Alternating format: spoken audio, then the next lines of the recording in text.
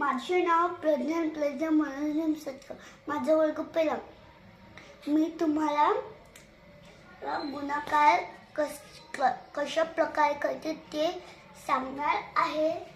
तर इथे आपण 5 गुणिले 8 ही संख्या ह्या दोन संख्या घेतलेली आहे. ते याच्या बाजूला आपण गुणाकाराचे चिन्ह देऊया. तर इथे आपण याच्या बाजूला गुणाकाराचे चिन्ह दिलेले आहे. तर आता तुम्हाला प्रश्न पडला असेल की 5 आणि 8चा गुणाकार कसा करायचा. तर इथे आपण 5 आणि 8चा गुणाकारमध्ये आपण 5चा फाडा म्हणू शकतो किंवा 5ची 8 वेळा बेरीज करू शकतो. तर इथे आपण 5चा फाडा लिहिणार आहोत. 5 एके 5, 5 दुनी 10, 5 एक 15, 5 चौक 20, 5 5 25, 5 6 30, 5 7 35, 5 8 40. तर इथे 5 8 40 ही संख्या या गुणाकाराचे उत्तर आलेले आहे. तर इथे आपण 40 ही संख्या लिहिली. तर आता आपण अशी उदाहरणं सोडवूया.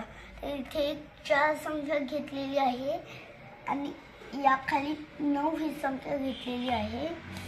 तर इथं याच्या बाजूलाही आपण गुणाकाराचे चिन्ह काढून घेऊया. तर आता मोठा प्रश्न पडलाच असेल, हे आपण गणित सोडवलं, पण हे गणित कसं सोडवायचं. तर आपण फाड्यांनी सोडवूया. तर इथे आपण 4चा फाडा लिहूया.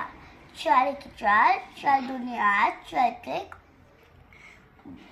12, 4 4 4 दुनी 8, 4 एक 12, 4 चौक 16, 4 पंच 20, 4 सकर 24, 4 7 28, 4 8 32, 4 9 36. तर इथे आपलं उत्तर 36 हे आलेलं आहे. तर इथे आपण 36 ही संख्या लिहिलेली आहे.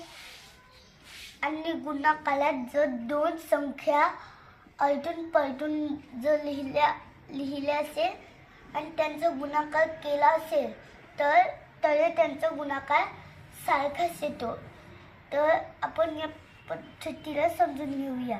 तर इथे आपण वरती 9 ही संख्या आणि खाली 4 ही संख्या घेतलेली आहे आणि याच्या बाजूला गुणाकाराचे चिन्ह दिलेले आहे. तर आता आपल्याला हे गणित कसे सोडवायचे. तर हे आपण फाडे म्हणून करू शकतो. 9. तर इथे आपण फाडे लिहूया. 9 एके 9, 9 दुनी 18, 9 एक 27, तर 9 चौक 36. तर इथे उत्तर 36 आलेले आहे. इथे आपण हे उत्तर 36 लिहिलेले आहे. तर आता बघा बरं, याच्यातही उत्तर 36 आहे, यातही उत्तर 36 आहे. आपण याच्यात ही 4 वरची संख्या घेतलेली आहे आणि 9 खाली, आणि या गुणाकाराच्या गणितात 9 वरती आणि 4 खाली. म्हणजे कोणत्याही 2 संख्येचा आलटून पालटून गुणाकार केला तर त्याचे उत्तर सारखेच येणार. धन्यवाद.